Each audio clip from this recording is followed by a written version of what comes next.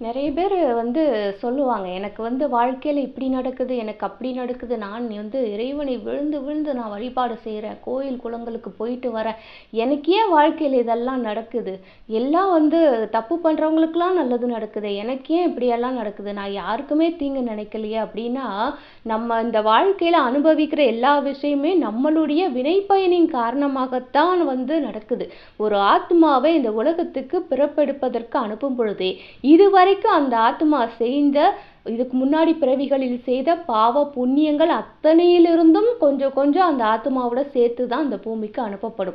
அந்த நன்மை தீமைகளுக்கு உண்டான பலன்களை கழிப்பதற்காகத்தான் ஆத்மாக்கள் இந்த உலகிற்கு வருகின்றன. அப்ப அதுக்கேத்த மாதிரி தான் நம்மளுடைய வாழ்க்கையில நடக்கும். ஆனா இந்த ஜென்மத்துல நம்ம எந்த தவறும் செய்யாமல் இருந்தால், அடுத்த ஜென்மத்துல நம்ம எடுக்கும் பொழுது நம்மளுக்கு நன்மைகளுக்கு உண்டான பலன்களை நம்ம அனுபவிக்கலாம்.